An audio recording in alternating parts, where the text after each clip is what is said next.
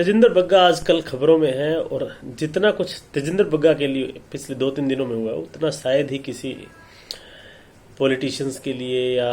किसी एक्टिविस्ट के लिए या किसी भी आम व्यक्ति के लिए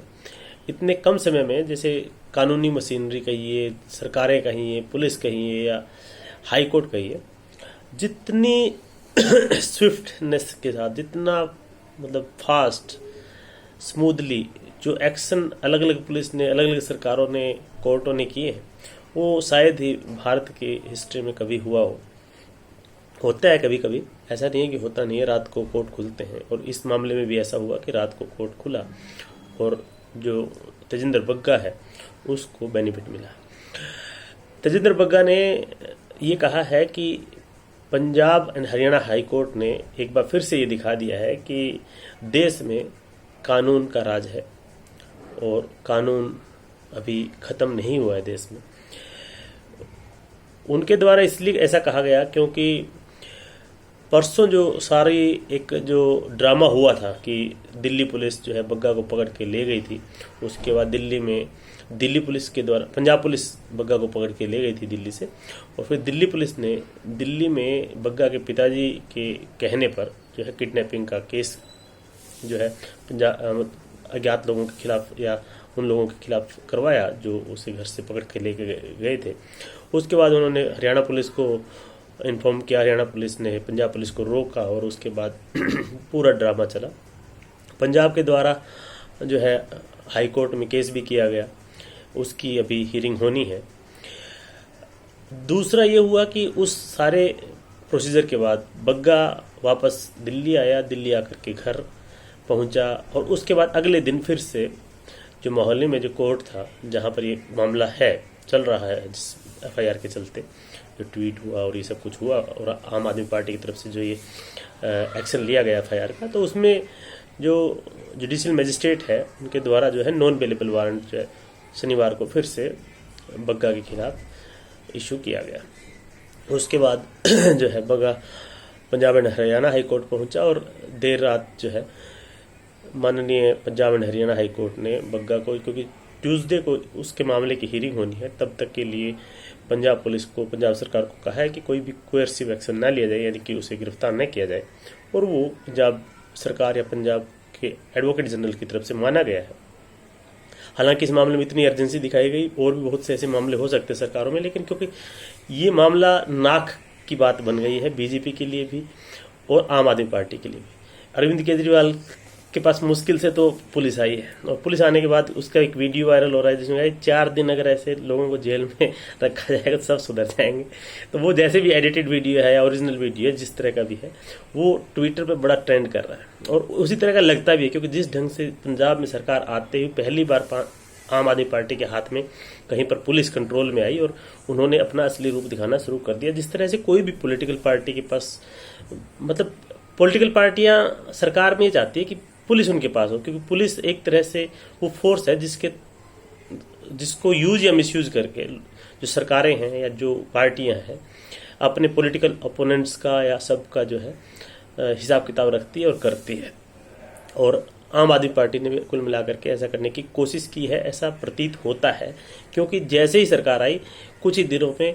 जो अलका लांबा है, कुमार विश्वास है, तेजिंदर पाल बग्गा है, इन सब की जो है रेल बनाने की कोशिश की गई है। बाकी जैसे अलका लांबा वहाँ पर गई थी पंजाब में, लेकिन उस मामले में आगे कुछ एक्शन नहीं हुआ। उसका भी जो एक पिटीशन है हाई कोर्ट में, Punjab and Haryana high court में पेंडिंग है। कुमार विश्वास को भी Punjab and Haryana high court से रिलीफ मिला और अब तेजिंदर पाल बग्गा को भी जो लेट नाइट कोर्ट को बैठना पड़ा उसकी अर्जेंट हियरिंग पे, क्योंकि ये एक तरह से पॉलिटिकल वेंडेटा का मामला दिखता है और इसी के चलते ऐसा हो रहा है। और सरकार जैसे ऐसा नहीं है कि ये जैसे इस मामले की पक्की बात है कि मुझे पूरा विश्वास है कि इस मामले में कभी भी तेजिंदर बग्गा की गिरफ्तारी नहीं होगी। क्यों नहीं होगी? क्योंकि इसमें ये मामला सीधा सीधा दिखता है कि पॉलिटिकल वेंडेटा का है, और ऐसे मामलों में जहाँ पर पॉलिटिकल वेंडेटा सीधा सीधा दिखता हो या इस तरह से सरकार की तरफ से किसी एक व्यक्ति, एक ऑर्गेनाइजेशन को टारगेट किया जाता हो, वहाँ पर जो है जो कोर्ट का रोल होता है बड़ा कोशियस और बड़ा सही ढंग से कोर्ट ऐसे मामलों को देखता है। पिछले दिनों हालांकि अब वो नहीं रहे, विनोद दुआ जो पत्रकार थे, काफ़ी बायस पत्रकार थे, बीजेपी के खिलाफ हमेशा रिपोर्टिंग करते थे,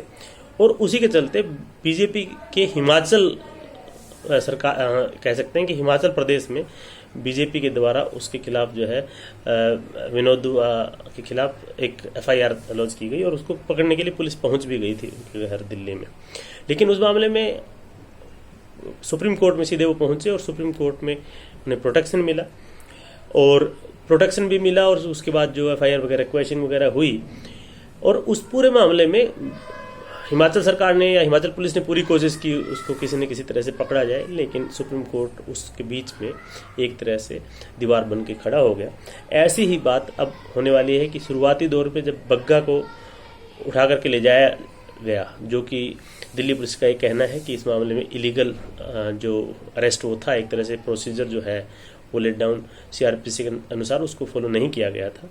जबकि पंजाब पुलिस का उसका दूसरा वर्जन है।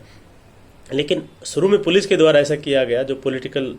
एक तरह से ये बैटल हो गई थी, और बाद में दोबारा से जो नॉन अवेलेबल वारंट इशू हुआ कोर्ट के द्वारा, उसमें जो है Punjab and Haryana high court बीच में आ गया, और इसमें ऐसा लगता नहीं है कि इसमें अब अरेस्ट की जरूरत पड़ेगी। और आने वाले समय में चाहे वो बग्गा का ट्वीट हो, चाहे कुमार विश्वास के बारे में वो एफआईआर का मामला हो, या अलका लांबा के मामले में, ऐसे मामलों में कुछ होना नहीं है। जैसे जिग्नेश मेवानी है, जिग्नेश मेवानी को बीजेपी सरकार ने आसाम में गिरफ्तार कर लिया था। गिरफ्तार करने के बाद भी उसमें कुछ होना नहीं होता। नवनीत राणा का केस देख लीजिए, आप ज़्यादा से ज़्यादा 2-3 दिन रख पाओगे, कोर्ट तो छोड़ ही देगा, क्योंकि कोर्ट को दिखता है कि इसमें सीधा सीधा जो है एक व्यक्ति को पॉलिटिकल फोर्स के द्वारा धक्के से क्रश करने की कोशिश की जा रही है, और ऐसा इस मामले में लग रहा था। और इसीलिए कोर्ट रात में खुला, और रात में खुल करके तेजिंदर बग्गा को इसमें जो है बेनिफिट दिया गया इस तरह का कि कोर्सिव एक्शन अगली सुनवाई तक ना हो, और उसी के चलते तेजिंदर बग्गा ने ये स्टेटमेंट दी कि ऐसा लगता है कि पंजाब हरियाणा हाई कोर्ट का जो ऑर्डर आया है कि देश में कानून है, ऐसा नहीं है कि देश में कानून खत्म हो गया, कानून का राज नहीं रहा। नमस्कार, धन्यवाद।